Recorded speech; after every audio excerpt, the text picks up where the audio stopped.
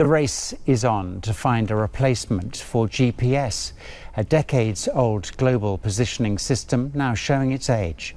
With rising concerns over signal vulnerability, accuracy limits and dependency risks, now the search is on to develop next-gen navigation technologies that are smarter, more secure and built for the future. Well, let's speak now with Jack Hidari, who is CEO of Sandbox AQ. He joins us live from Montana. Jack, great to see you. Thanks for being with us. First question for you. Why is it so important to find an alternative to GPS? Well, Greg, good to be with you here today. We spent a lot of time in the Gulf region, and great to share this with all your listeners and viewers. What's happening in the last few years is the rise of the jamming of GPS, the spoofing of GPS, and in general, we cannot be relying on GPS the way we used to. This has an urgent and critical impact, particularly, for example, on airline service, both commercial airlines that are coming in and out of the region, as well as for national defense and security. Thousands and thousands of incidents over the last 12 months of loss of GPS due to a variety of reasons. And of course, when we think about national security and the dependency on connectivity to a satellite, that's a key weak link for the defense of various countries.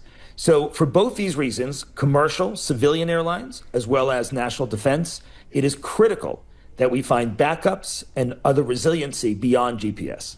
GPS has been around, as I was mentioning, for such a long time. So how is your technology being viewed by the aviation industry? The aviation industry is very eager to have new solutions. And in fact, we have to look no farther than the birds that fly all around us every day. How do birds navigate thousands of kilometers across the globe? Well, birds, one of the key signals they use is the magnetic field of the Earth. Many other animals also use this. Whales use it to navigate under the sea, and other animals use it as well. And so inspired by this, Greg, we at Sandbox AQ have developed a unique solution, a solution that involves a quantum sensor, a sensor that can sense the Earth's magnetic field, which is unique on every spot on Earth. And as you're flying in a plane, you'll have that sensor pick up the magnetic signature below you, just like a fingerprint, unique to that spot. And on board is a GPU, which processes it with our AI. We have an AI on board, a quantitative AI.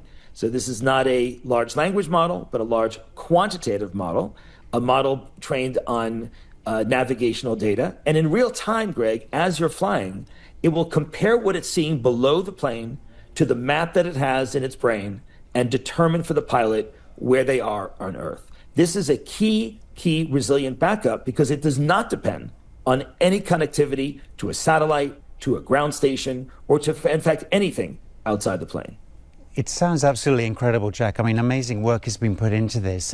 But what regulatory hurdles are companies like yours going to have to cross to overcome, before deployment of this new technology? Well, great question, Greg. So first, we had to demonstrate this over many, many flights.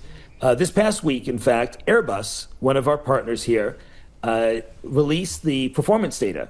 Performance data done with over 100 flights, 200 airports involved, over 44,000 kilometers flown in these 100 plus flights. That's more than the circumference of the Earth collectively. And so the data demonstrates that we meet the FAA standards for flying and navigating during flight. And this was a critical hurdle to overcome, Greg, on the route towards certification. Now that we have this data, we also have other data coming in from other partners. We'll aggregate this data, present it and share it as we have been with the various aviation authorities, and begin the march towards entering the civilian space as well as national defense. All right, running out of time, Jack, but just want to ask you this, just the final question about quantum sensing. How can it be used also in other sectors aside from aviation? Well, it's interesting that sensing in general, and particularly AI, this quantitative AI, has many applications. We talked about navigation, Greg, right now in this segment, but also, for example, if you look at other magnetic fields, for example, your heart. Your heart has a magnetic field, and we are in trials right now, clinical trials right now, with a device that picks up the magnetic field of your heart and then passes it again to a GPU, to a chip, to a quantitative AI in that hospital unit, and is able to interpret how the heart is doing. This is known as magnetocardiography, MCG, which is complementary to ECG. So instead of looking at the electric field, once again, just like the navigation solution, we're using the magnetic field of the heart, which is richer in information and gives you real-time sense of how the heart is doing. This again is in clinical trials. And so again, we're collecting data and we'll present that to the various health authorities as we move that into hospitals.